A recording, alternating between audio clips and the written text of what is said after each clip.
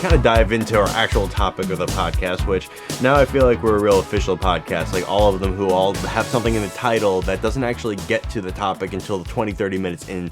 So, you know, we're really doing it, Mike. We're really there. But something that we were kind of discussing that we thought was an interesting topic was Scream Queens. I'm a fan of The Final Girl. I'm a fan of, you know, seeing somebody fight to the end, survive through sequels. I mean, I guess there's also a couple examples that you could throw out there who don't survive the movie who might be considered an iconic Scream Queen. Like, I feel like Tatum from Scream 1 is definitely a Scream Queen, even though she does bite the bullet in that movie already. But an interesting thing that we were talking about is the opposite of that, which I feel like is finally getting some traction in the world of what is a Scream King. So Mike and I wanted to jump in a little bit and talk about who we think are the top Scream Kings of horror right now, and maybe of the past couple decades. What constitutes that, and we're just going to go through who we think are the top 5 in current media today. Sounds like a plan, Joey. So before we go into this, I think some rules for this. I think they have to be somebody who's, to be a Scream King, I think they have to be a good guy. I don't think it could be a slasher because I think that's a different list. Do you concur? Yeah. So they have to be a good guy. I think we need them to be a survivor for multiple projects at least. Yes, the staying power. Yeah, the staying power. They have to be in at least more than one thing. So they can be, if they're in more than one movie within a franchise, they can count and they can be on the list, but it does not improve their chances. If they're in multiple franchises or if they're known throughout the horror community, then they count as a Scream King.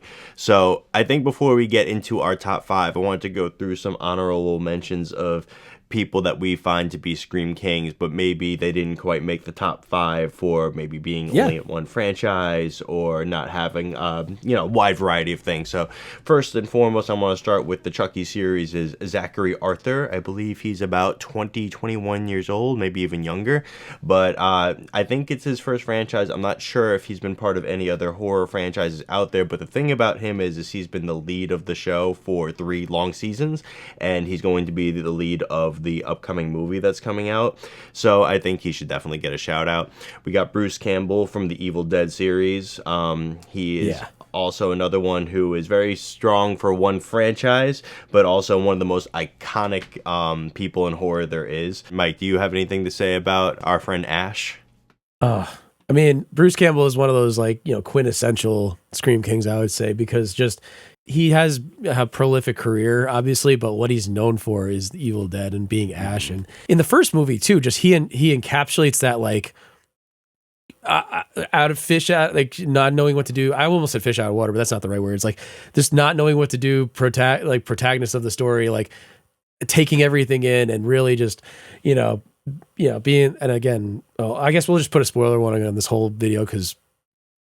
Sorry guys, but we're gonna be talking about, he survives the whole movie and he's just he just has that presence, that Scream King presence. And even though he's really well known for that one franchise, he really, it encapsulates him as a quintessential honorable mention Scream King for sure. Yeah, he's a man. He's a killer. I love him. We got Mason Gooding from the Scream franchise and more recently Heart Eyes. I do believe he's going to make his appearance also again in Scream 7. Cuba Gooding Jr.'s son.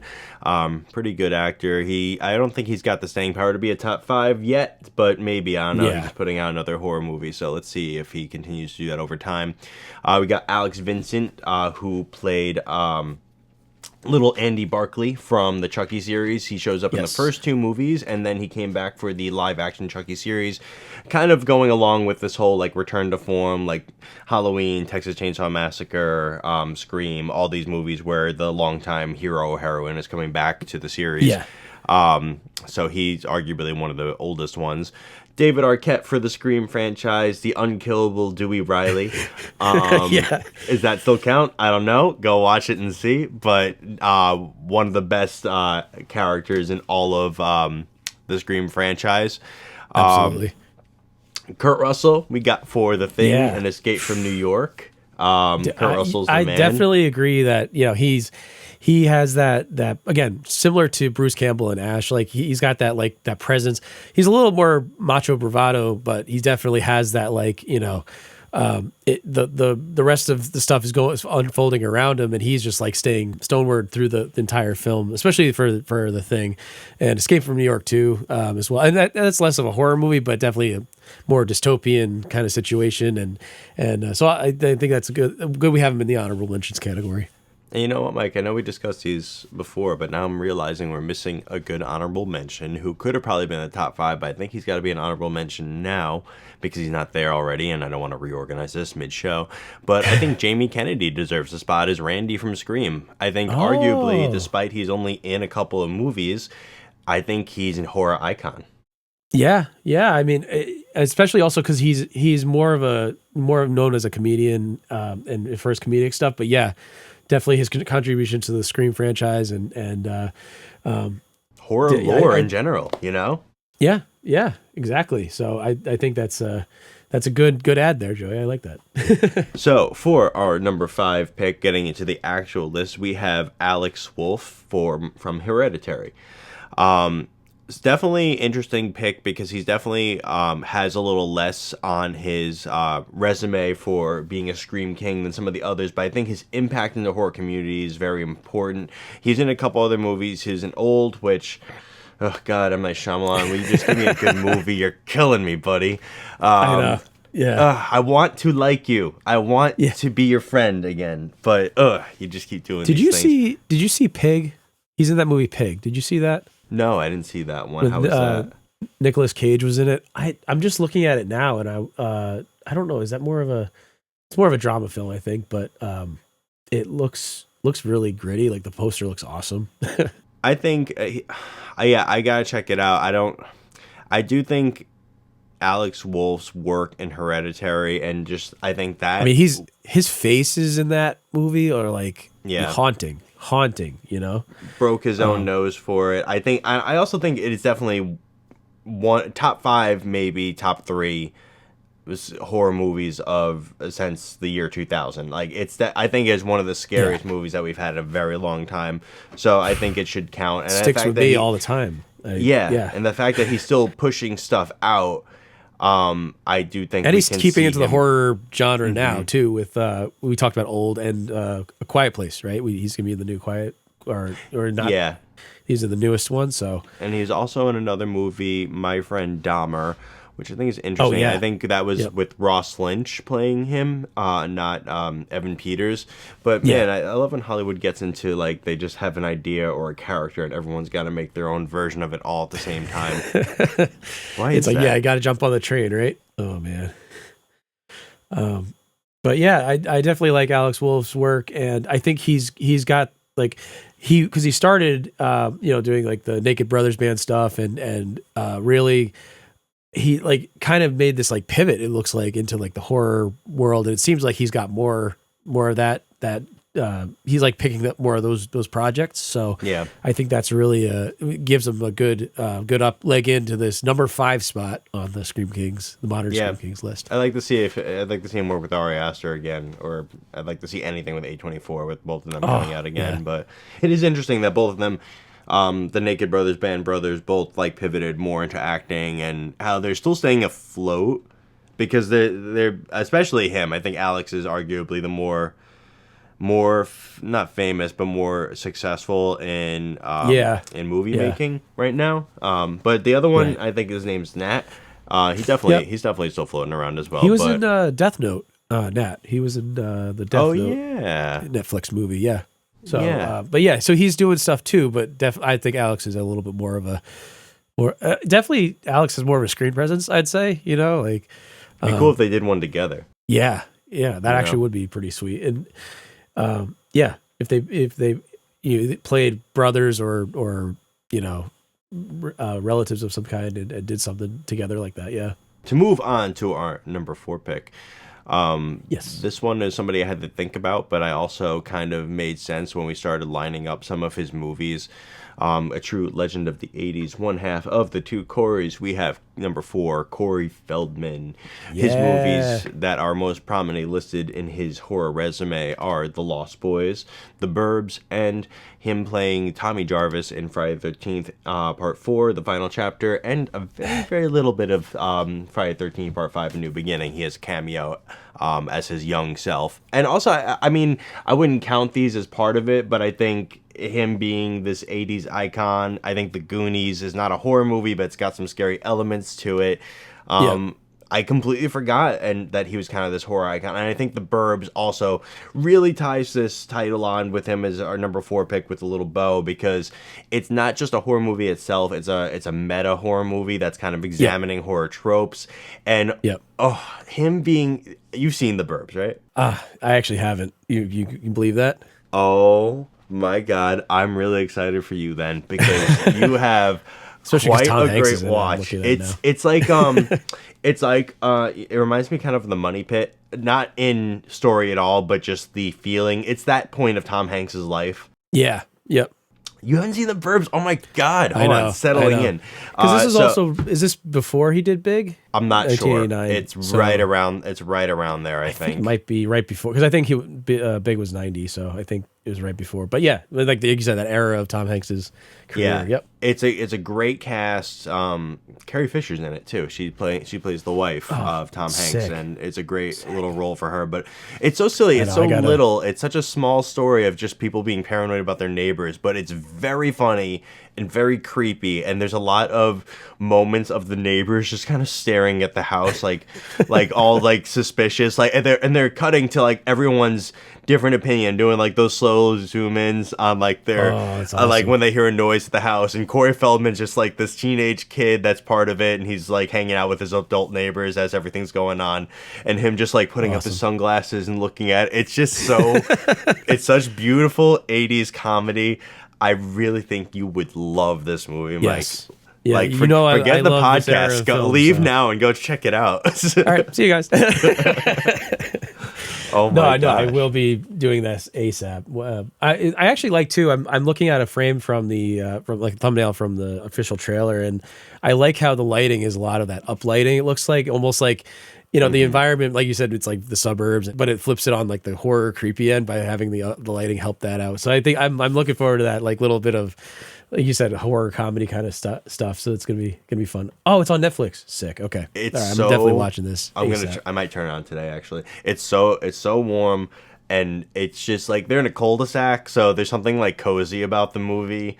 And it's just like seeing Tom Hanks talk to his neighbors at night, and they're just like having a cigar on the porch, like worried about this new neighbor over here. It's very, very funny. I highly recommend. And it's just like, I think it's one of the perfect horror movies, because it's not really horror, but it's very fun. Yeah. And I think Corey Feldman's such a great pick. And I mean, how can we not talk a little bit about The Lost Boys? I think iconic. Oh, yeah. Oh my iconic God. movie. Yeah. I haven't seen it in a minute. I really need to watch it again ASAP. But yeah, The Lost Boys was awesome. I love that movie. What's your favorite part about that movie? I think my thing is, I really like the flying. I love how they're swooping in on the victims a lot, and that sound effect that's like, wow, wow, wow, as they're getting closer to them. I just thought it was such an interesting look and idea for that movie, and I also just loved their version of vampires. I think it might be one of my favorite versions of vampires. I was gonna say, yeah, I like the way that they did vampires in that movie. Like, you know, it has that very like, you know, punk aesthetic where it's like kind of like you're integrating like I don't know, like, because usually like you think of vampires as like this, like, you know, super long cloaked people and all this stuff, but like they almost look like normal, like bikers and punks and stuff like that. So I liked that vibe. Yeah, that was interesting. It also had like again, I always bring this movie back, but like I like how the style of like the Warriors kind of, where like, you know, everybody's kind of like, you know, just like really it you know, it encapsulates that like, you know, teenage, you know, camaraderie kind of style where like it's a time of where teenagers like banded together and were they didn't really have any support system besides themselves, so they kind of like got, you know, they relied on each other. And it was kind of like the Amblin 90s feel, but a little bit rough and tougher, because you didn't know who their parents were. This kind of like kind of the feel for it. Right. Yeah, exactly. Also, I don't know, I'm a big sucker for 80s horror. I don't know why I thought it came out a little later than 1987, but no, you're right. Beautiful 80s gem we have there, in the Lost Boys. Yeah, no, I like Corey Feldman as our number 4 pick too. I think he's an amazing actor in his own right too. You know. And also, before we jump off of him, I also just gotta say Tommy Jarvis from Friday the 13th Part 4. Tommy Jarvis is essentially like the Laurie Strode of Friday the 13th. He's the only one that has held some sort of continuity through it, that has significant importance and has taken on Jason more than one. I think he takes him on 3 times. Yeah. Yep. It's interesting too how he was, because he had that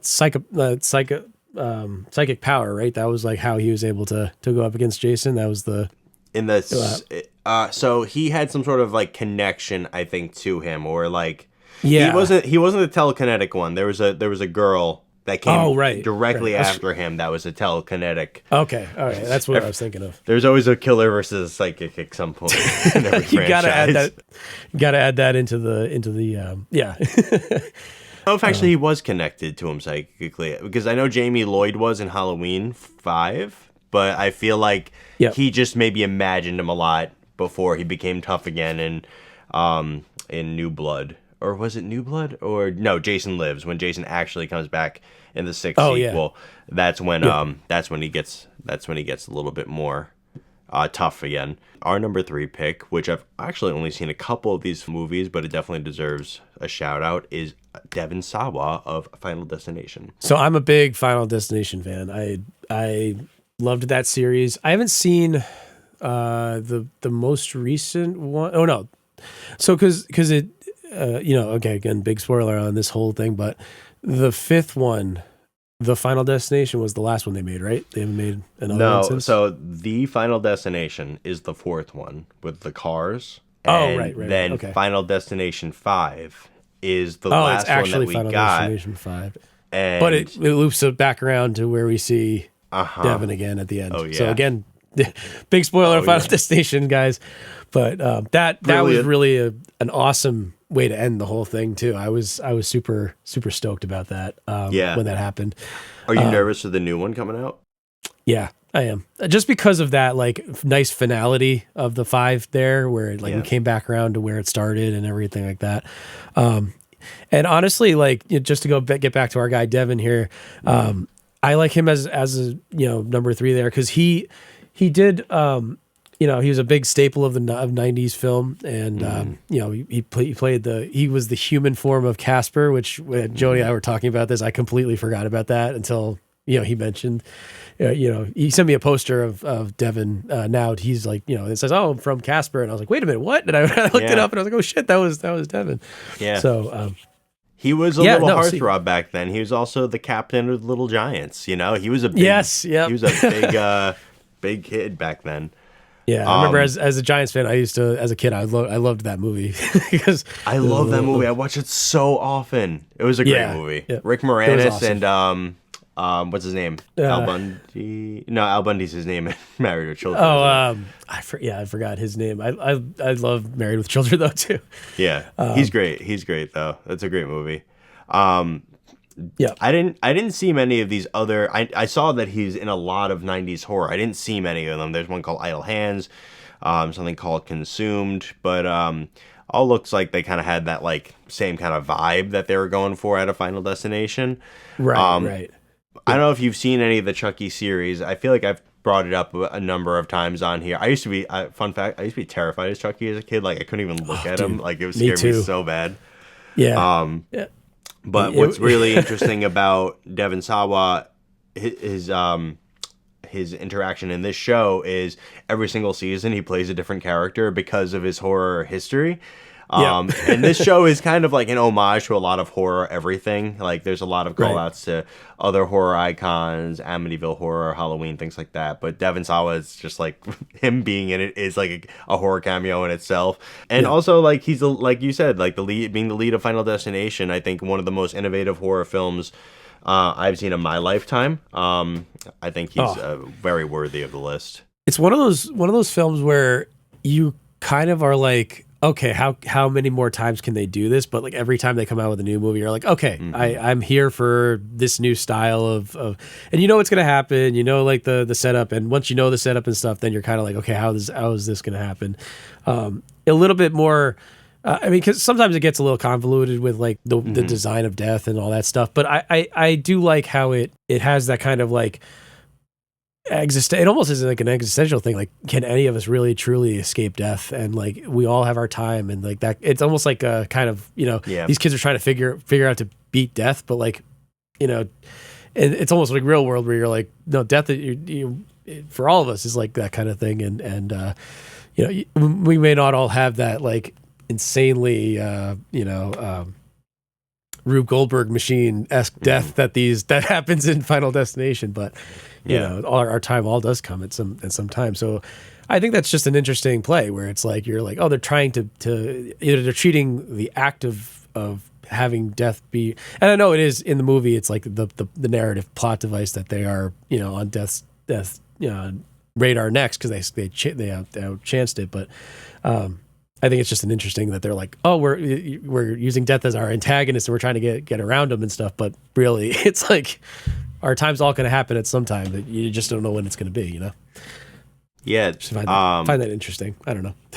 no, I think it's definitely really like kind of on the nose of what they're trying to say with it. Like we talked about though, I didn't like how he was killed off in the second Final Destination. It's just like, death by newspaper or like by brick technically, but like he's in a newspaper article that he died.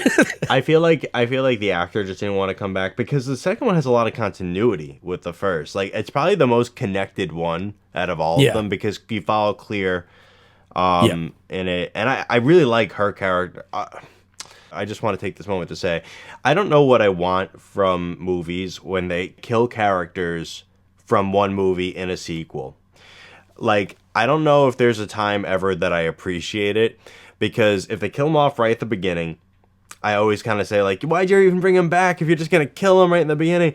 But I think Clear is the biggest example of she's a major player throughout that whole story, and then they kill her, not at the end, but close to the end, and it's, like, fair, and I'm like, I'm still upset by it. So I don't know how you feel about that, but I don't like it when characters that are survivors get killed later on in sequels. I guess Ripley is kind of the best one, even though I kind of pretend Alien 3 and 4 didn't really happen.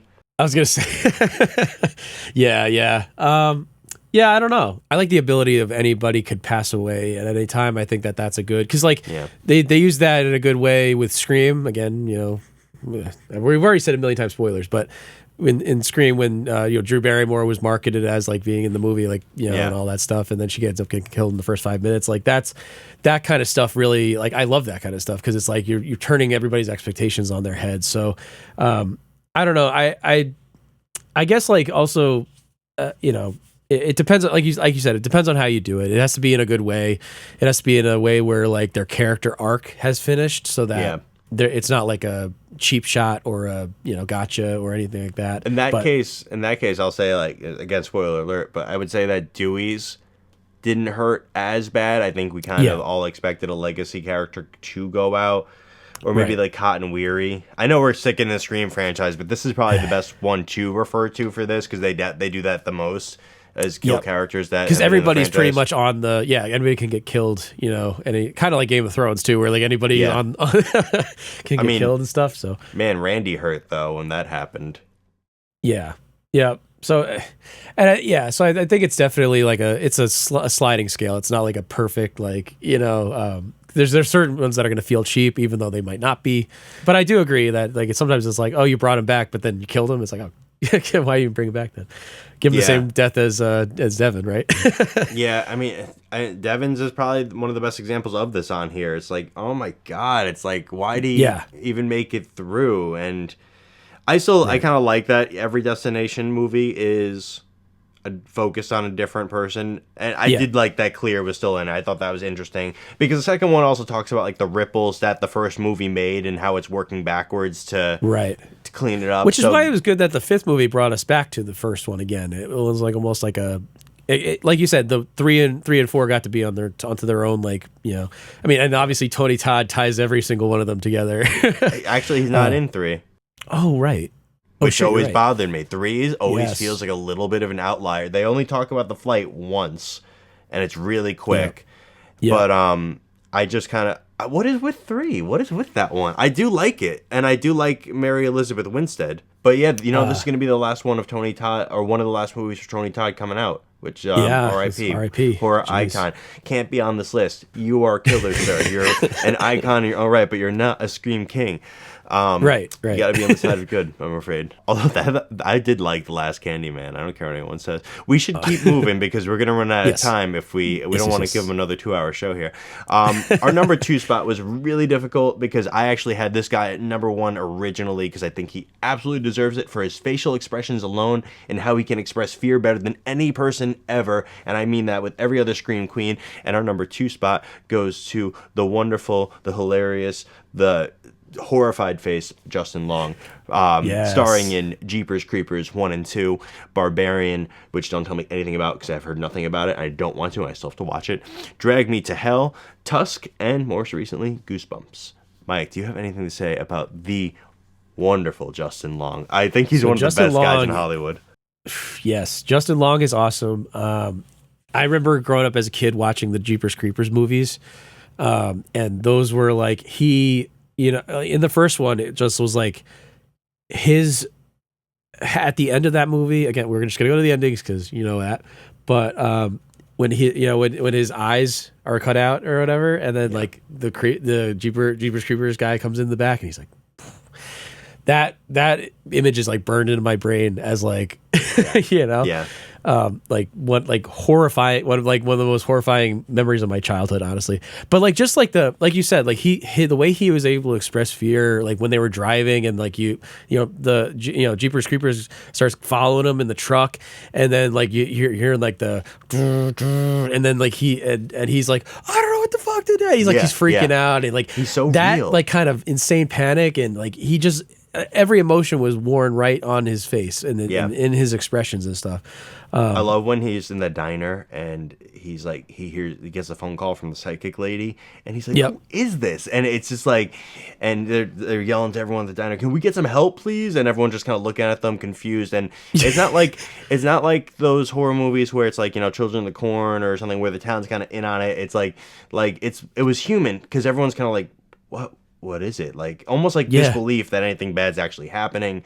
But right. Him like talking about how scared he is, and then them seeing the creeper outside smelling his laundry, and they don't see him, but they know he was there. And I think that was that movie scared me so much growing up. I love the first Jeepers Creepers movie. So well done. Just like, and because the whole movie feels off the whole time you're watching it, something, and it does a lot of that subtle horror too really well, where basically like they're just having a conversation, the two of them, in the Justin Long and his sister Gina Phillips' character. They're both Trish. Yep, they're both just sitting in the front and they're just talking about nothing. They're talking about whatever, and all of a sudden you see the truck just start coming out in the background, and it's so subtle. There's no sound cue for it. There's no nothing, and you just see it all of a sudden, and then you hear it. And it's right, and you're as surprised as the characters are. You're like, what the fuck, that thing? Yeah. But like if you watch it on a second watch, it's been following them the whole time, and for like the last like 3 minutes of their conversation. So that kind of subtle horror is so missing in today's horror, and I love it. I love that movie. And also there's like, what I like about Jeepers Creepers as well, and we'll get to some of his other stuff, but I think that they let you in on so little of what the thing is, and they give you a lot of visuals, and they give your mind a lot to work, like his house, the House of Pain. Yeah. Oh my God, those scenes. Yes. Still gives me chills. That's what he calls it, his House of Pain. Oof. The lighting was so well done inside of the House of Pain too, because it was just like, you saw like when you saw the walls and you saw like that they were all the bodies and stuff, you're like, oh my God. But like horrifying. He's like stumbling around in there, and it's like dark, but you still see what's going on with him, and you're like, something's off, and then all of a sudden you see like the big, the big expanse in there, and it's like, yeah, it's horrifying. It's great horror buildup, and everything hits when it's supposed to hit, and it's not like big, loud sound cue jump scares or anything like that. It's really just well done horror. The situation itself is horrifying, so that I think helps. Where it's like something where if you were in that situation, you'd be horrified. So it does a good job of, and like you said, it's like it kind of just like gets going too. It doesn't take too long to get into the setup. It's just like they're on a road trip, and like who cares what they're really like, no exposition dumps. It's just like everything's done through the dialogue. I love that, Yeah, I love the subtlety of it. I love like when she's waiting outside the pipe for him to come back up. You see in the distance again, you see the lights coming, and it's a different car, turns out, but it's that same effect that you were talking about earlier. Like we see it before they do, and it's subtle enough. Yeah, and also there's a disconnect between her and Trish when she's up at the top, and Derry when he's actually in the place in the House of Pain. Like he's freaking out and not responding to her, and she's like, "Derry, what are you doing down there?" And she sees him driving back, and she's freaking out, and she's the one has like the big reaction, but he's the one who's like in true horror from what he's seeing down there. And I remember there's like a whole part after he gets out too that he's not talking and everything. Like that is so well done. He's so just good. building that and like his face, that whole movie, like after he sees that stuff, like oh my god, he's just firing on all cylinders, honestly. So subtle. That movie, like he doesn't have to scream. He doesn't have to be so loud, which he's also great at. But the moments of subtlety where he's saying nothing and you see not just fear, but dread in his eyes. Like they really sell like just helplessness. Yep. They really sell this emotion of there's nothing I can do to get away from this. And it's horrifying. And I mean, I love him. For some of his other stuff, have you ever seen Tusk? Yes, Tusk is What do you another think of Tusk? Like. It's definitely like definitely a Kevin Smith movie, like like very Red State, and in that like vein where it's Kevin Smith's take on a horror movie, so it has like some comedic beats and stuff like that. But I like how Haley Joel Osment was in it too. He was great. And I guess he could even be a little bit of an honorable mention too, because he was in Tusk and also The Sixth Sense. Yeah, good point. I didn't even think about it. So, I love Tusk. Tusk was awesome. Tusk was awesome, and that also too, he had to do a lot of acting through that prosthetic in the end when he was a walrus. But that was very well done. That could have been so much more goofy than it was, and it was only a little goofy. But I think it actually sold the horror of it, because like you're at one point you're laughing at like, wow, he's turned into a fucking walrus, but the other part of you, I think that was, for me, it was like a 20% haha, that's funny, and 80% Jesus Christ, that's fucking horrifying, Yeah, it was messed up. The thing with the brown recluse was really funny. The spider he was talking about.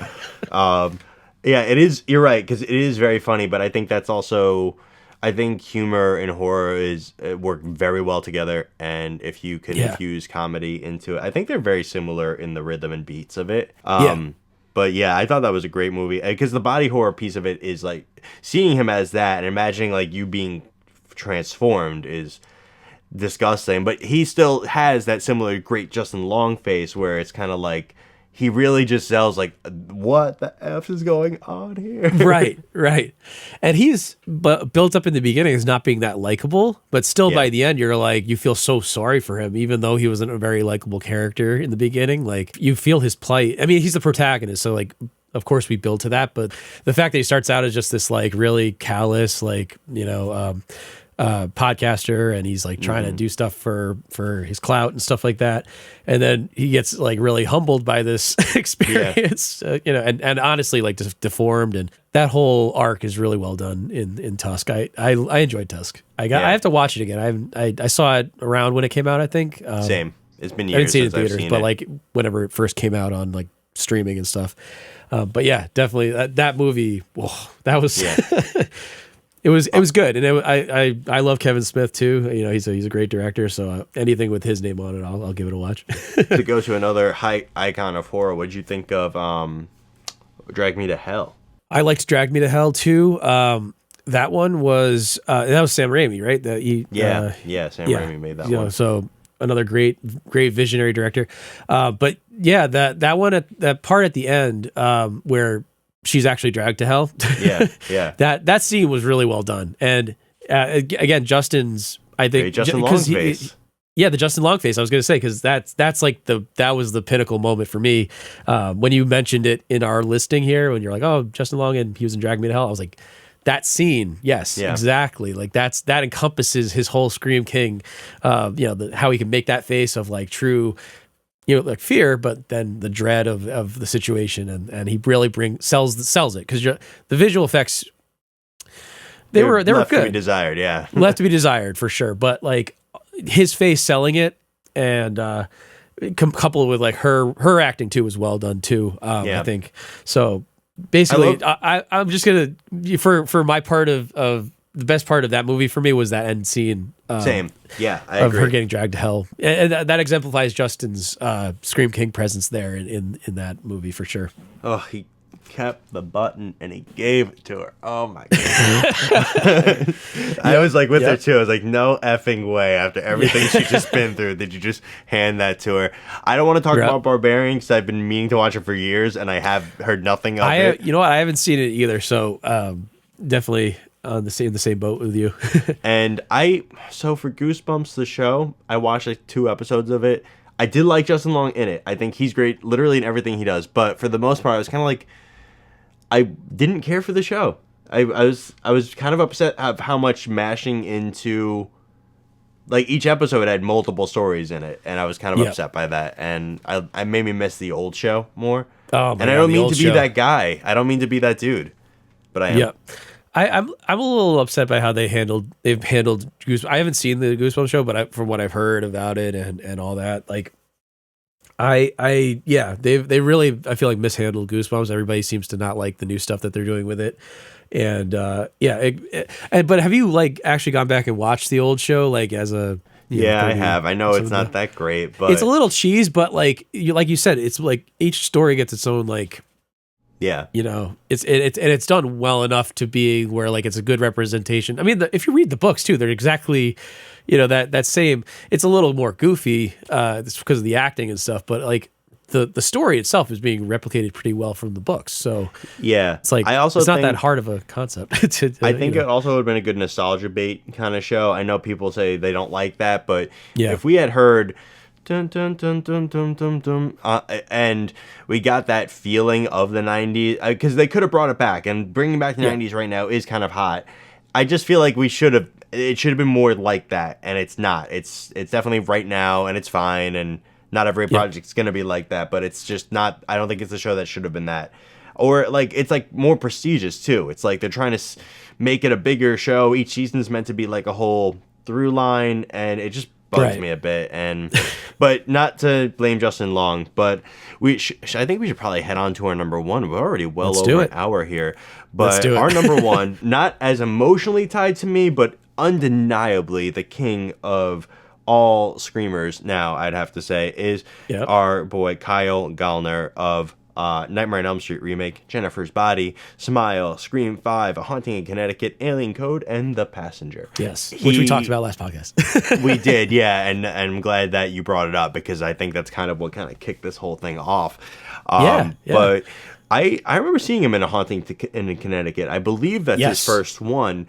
And it's a decent haunting movie. It's like whatever, but he does a really good job on it. And I'd like to hear some of your thoughts on him because I feel like you followed him a bit more. You talked a little about Passengers. Can you tell me a little bit about his acting? Yeah, so I really like his acting too because he has that. He's almost, I think, more of like a modern day Justin Long, like the next iteration of Justin Long, in my opinion, because he has that he's got a face that is able to emote very well, whether he is.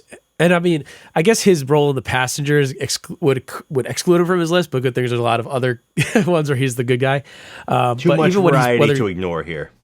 Right, exactly. But like whether he is playing like a villainous character that has to have like more of a, bad intention and whatever, or if he's in the horror part of the situation where he's the, protagonist, or cuz he's like the kid who's going through all of it in The Haunting in Connecticut. I wasn't sure if it was like it was more him than like his other siblings in the movie, but cuz he like he was in the basement, right? Like they put him in the basement and everything.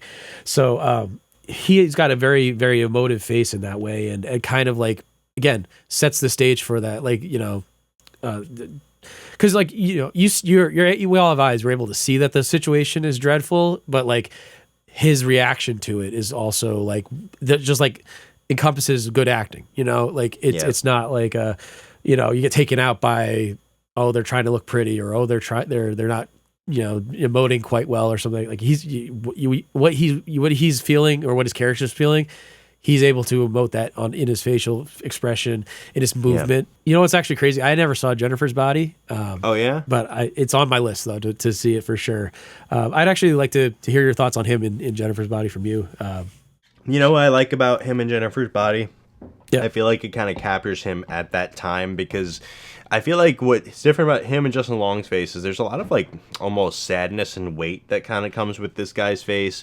He's kind of got this like emo goth thing of that time. What was it, like 2010, something around there, maybe a little bit earlier, like but especially the 2010s. Yep. And especially Jennifer's Body, I believe he's wearing like nail polish and eyeliner, and he's definitely a bit more goth, but he really leans into it, and he's like this kind of weird side character, which the movie's really kind of interesting because I don't think people knew what to make of it back then. Because it's a bit tongue in cheek. It's not straight up like it's kind of ridiculous, but it's aware that it's ridiculous, and it's kind of like commenting on certain things, and it's definitely aged very well. And I think Megan Fox's career has aged pretty well too. Yeah. But him in it, he's like a weirder side character, but it kind of really adds to this whole repertoire of his. And something I really do like about him as well is like, yes, objectively a handsome guy, maybe grew into his look a little bit more as time. I think he definitely looks a little bit more like leading man now than he did. But that's something I loved about him, is like he felt like not an everyman. Again, a very good looking man. If he ever sees this, I never want to say like, oh, he was like an approachable good looking, but he looked human, which I really liked about him. And I feel like he got that a lot in Haunting in Connecticut, in Jennifer's Body, in A Nightmare on Elm Street. He also is kind of playing that role, which I like him. And Rooney Mara, I think he did a better job than Rooney Mara. I think they both did an okay job. Yeah, that movie is such a disappointment, though. I mean, it is. It was such an iconic person or franchise to bring back, and to crash and burn so hard that they haven't been able to figure out what to do with it for 11 years is like, what are they doing? Like, every other horror franchise has been like rebooted like twice already. I know, it's crazy that that movie never took off, or And I saw it too, and it was actually so forgettable that I was not a fan of it. But he does well also. in it. I'm noticing that, which I remember I brought up Red State when we talked about Tusk. Kyle Gallner was in Red State. He was one of the guys that solicited the woman for. He's one of the teenagers that gets captured by the religious cult. Did you see Red State? No, I haven't seen it.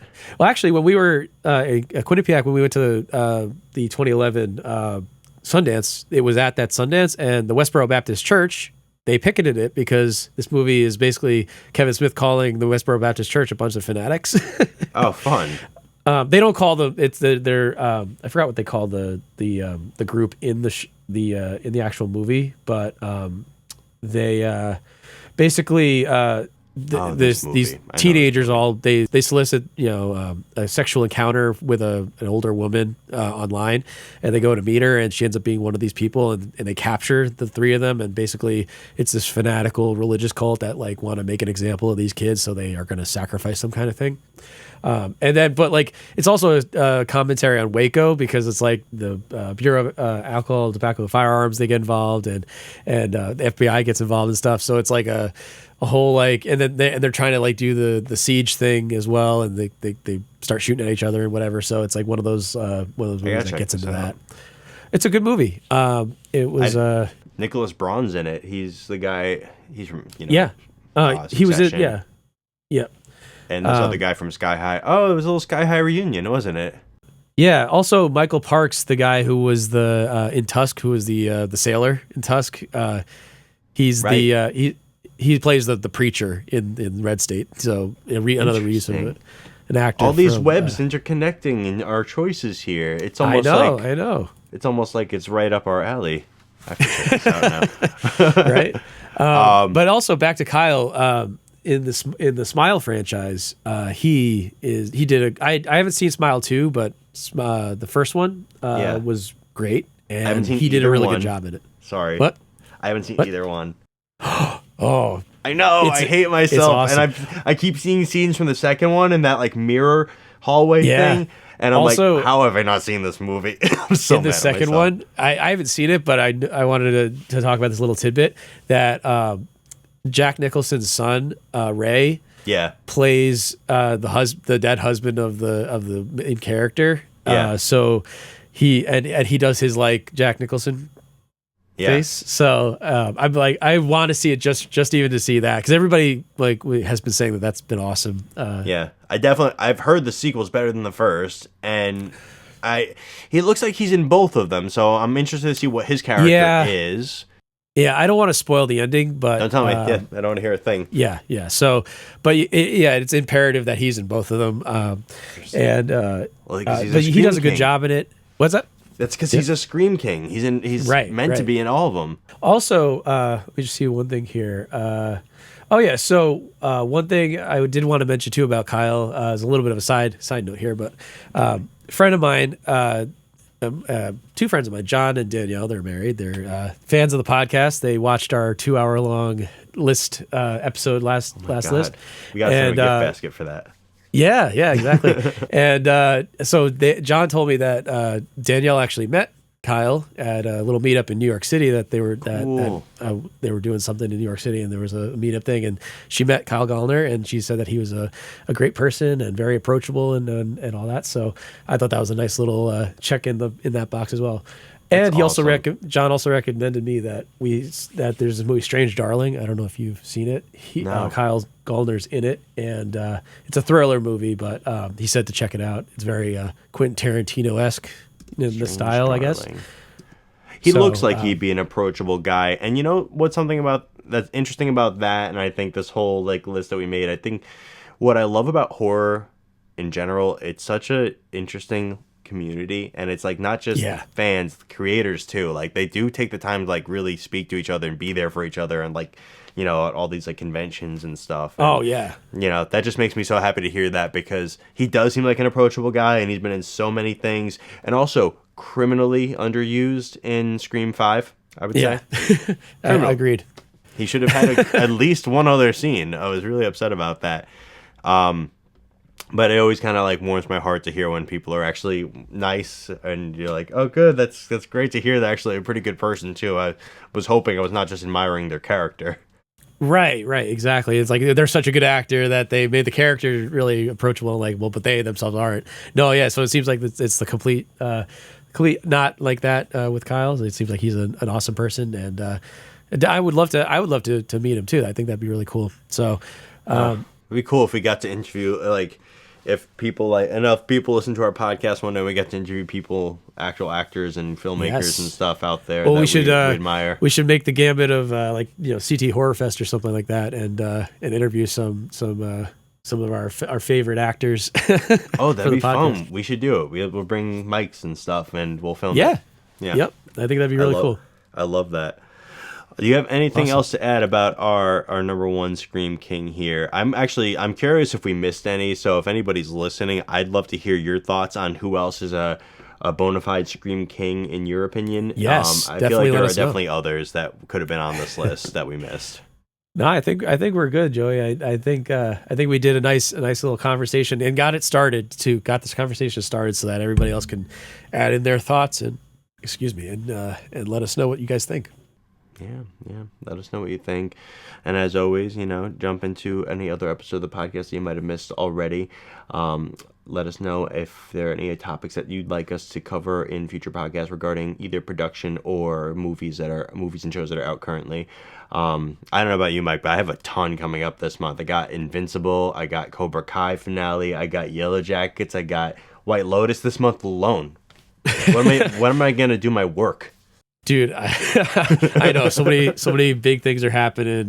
Thank you guys so much for watching, listening, and following us. And we're looking forward to seeing you guys in the next one.